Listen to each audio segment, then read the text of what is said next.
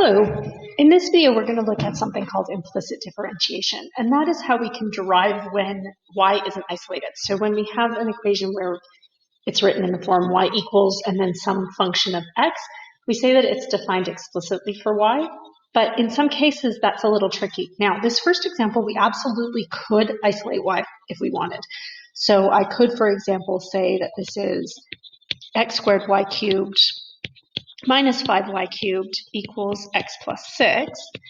Factor the y cubed out, and I get x squared minus 5 equals x plus 6, which means that y cubed equals x plus 6 over x squared minus 5, which that means then that y equals x plus 6 over x squared minus 5 to the power of 1/3, which I can derive with a combination of the chain rule and the quotient rule, but it is gross. So we want to avoid that if we can. Yuck. So since our equation was not expressed explicitly for y as a function of x, we actually don't know, looking at this, other than, habit, that x is an independent variable and y is a dependent variable. That is defined for us by the fact that we are looking for dy dx. So the numerator being dy tells me that y is being treated like a dependent variable and x is being treated as the independent variable. I am deriving with respect to x. So that is what tells me that y is the dependent variable. But the equation itself doesn't tell me that. There's no hint there that y is the variable I should isolate instead of x. I don't have to rearrange it, though. The nice thing about the chain rule and the product and quotient rules is I can apply the chain rule even if I don't know what that function is. So I'm basically saying, okay, y is some function of x. I actually now do know what that function is. It's this whole messy fraction to the power of 1/3. But let's say I didn't. I can use the chain rule, and in this case, a combination with the product rule, to figure out the derivative nonetheless. So let's start here with just x squared y cubed.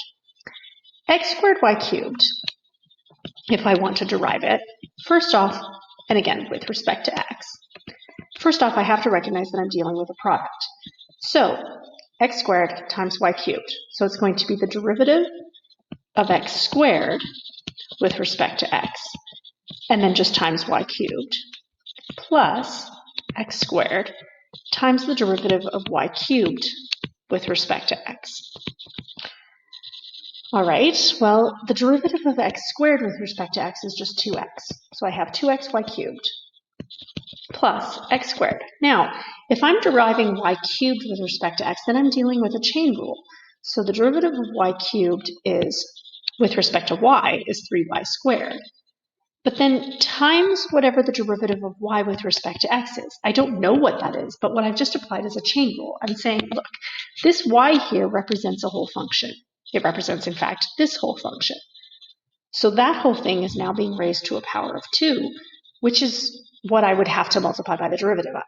I don't know what the derivative of it is, so I'm just writing dy dx. That's the whole point of what we're trying to do here. So this entire expression here represents the derivative of just that part. So going on from there, let's put it all together now. So that means that overall I have 2xy cubed plus x squared, well, sorry, I'm going to just rearrange this order a little bit, 3x squared y squared times dy dx minus 6. Well, the derivative of minus 6 is 0. So I'm actually going to put that in there just to be clear. If you look at this later on and are like, where did that come from? That 0 is the derivative of the minus 6. So now I've got equals, all right, 5y cubed. So the derivative of 5y cubed with respect to x is going to be 15y squared times dy dx. That's the chain rule in action, because essentially I'm saying y is that whole function. So 5y cubed derives to all of this. And then plus x, well, the derivative of x is 1.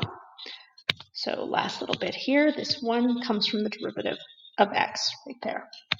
So just to kind of tie it all together, this whole part in yellow is the derivative of that.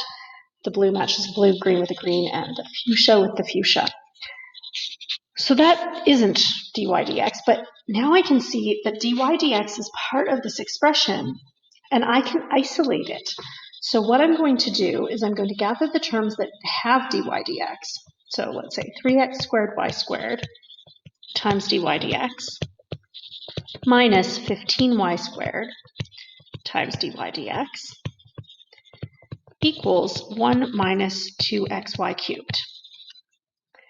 And we can then factor out the dy dx. So dy dx times 3x squared x squared y squared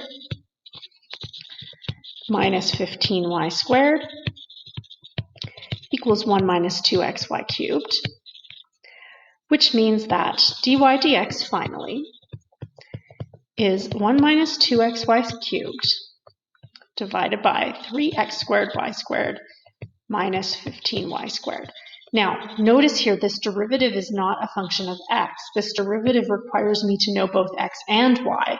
But if I knew the x and y coordinates of a point, I could figure out the slope at that point.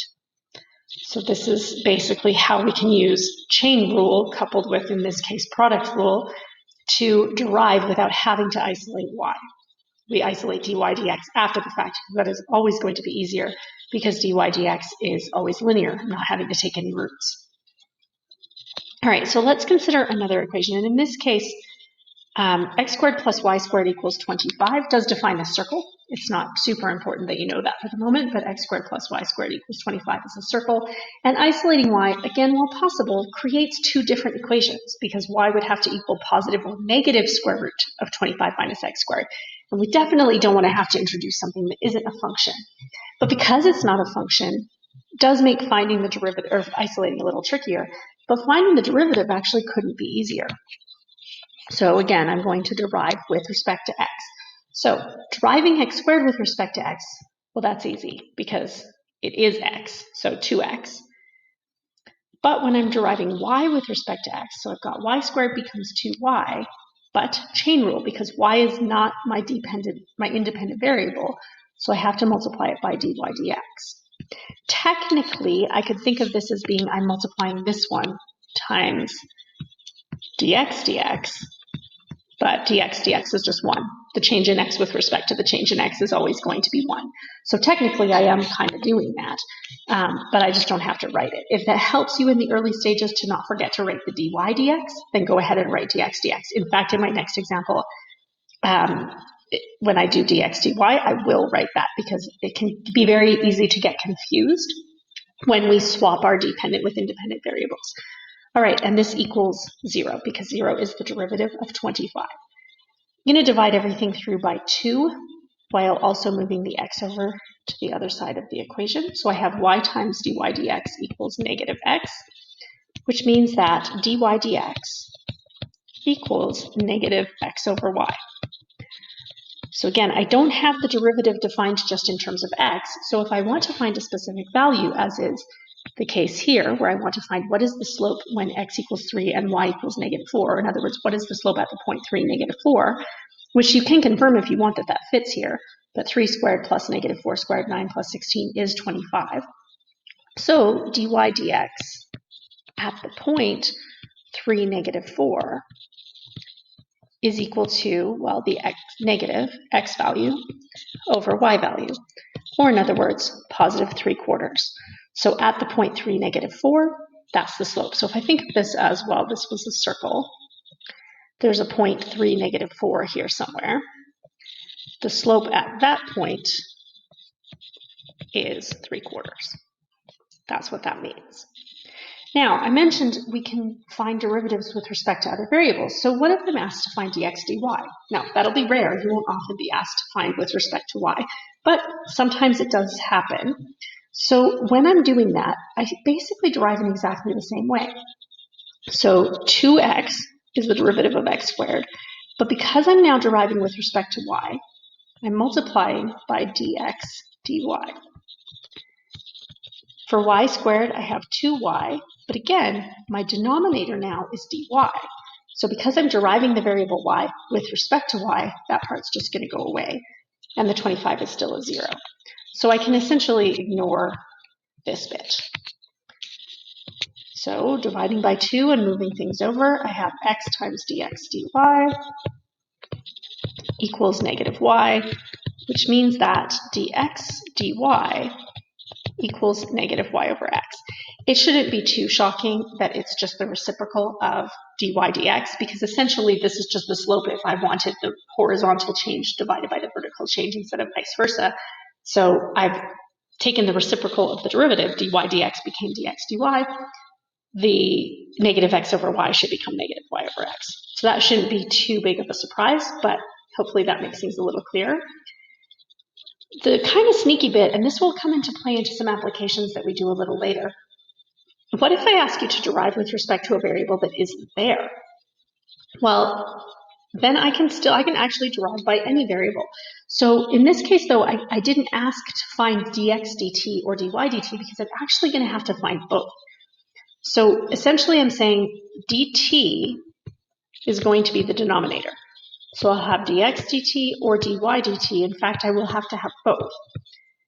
T could be time, for example. Maybe x and y are both changing over time. So there's lots of applications we'll see of this. But I basically just apply implicit differentiation, which is essentially just the chaining rule again. So x squared becomes 2x, but times dx dt. And y squared becomes 2y, but times dy dt. The derivative of 25 is still 0 no matter which variable we are deriving with respect to. The only thing I can really do to simplify this, I can divide by 2, and I'm going to move them to opposite sides of the equations. So I basically have x times dx dt equals negative y times dy dt. Not really much else I can do beyond that, and until we start talking about the applications, it really won't make sense necessarily why I've just suddenly introduced another variable. But the point here is that because of the chain rule, I can derive with respect to literally any variable I want. I could give you any equation. It could be really simple. It could be the equation y equals x. And I can say, you want to take the equation y equals x and you want to derive it with respect to some variable z. That's fine. It's totally doable. You just have to use the chain rule and specific case of the chain rule where we are dealing with implicit differentiation.